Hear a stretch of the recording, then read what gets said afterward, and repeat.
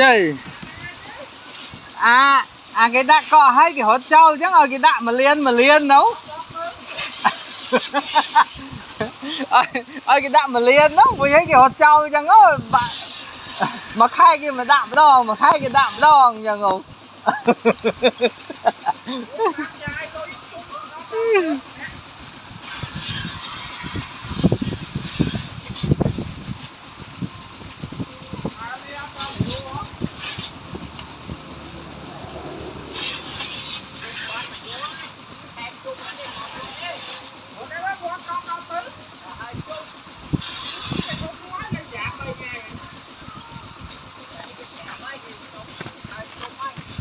Ai bơm xí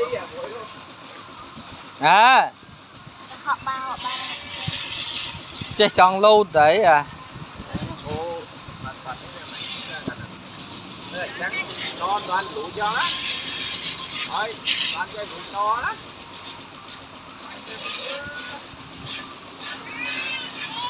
nó đòi đi ra là nó mất cái cá đó chứ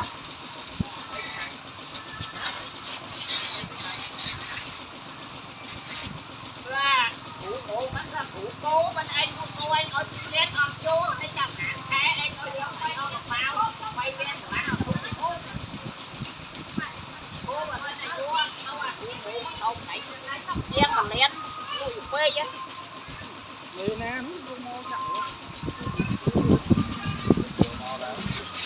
đó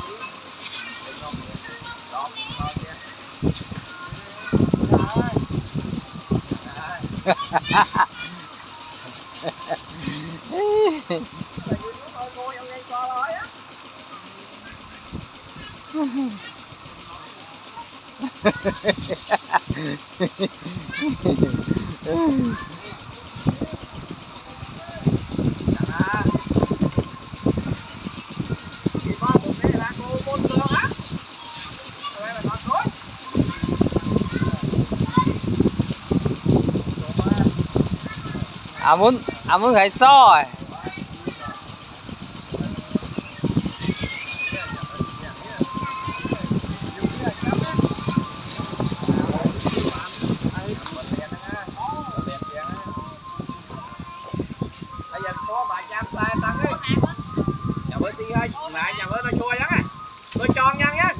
Anh bia như voi thế này mà đã cụp mới phải láo.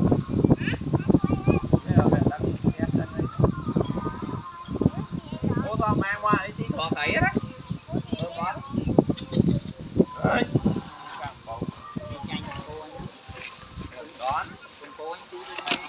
Cô vô một ngày vậy đó.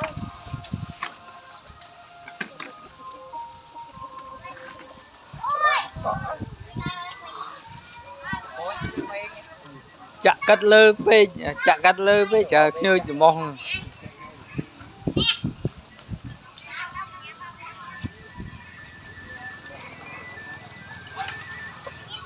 Có cái mối bao bực nính. Còn hai du tí bằng đi.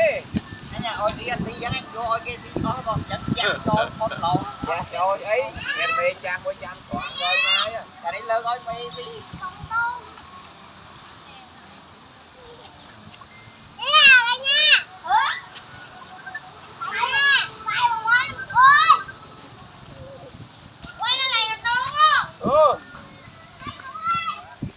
dạ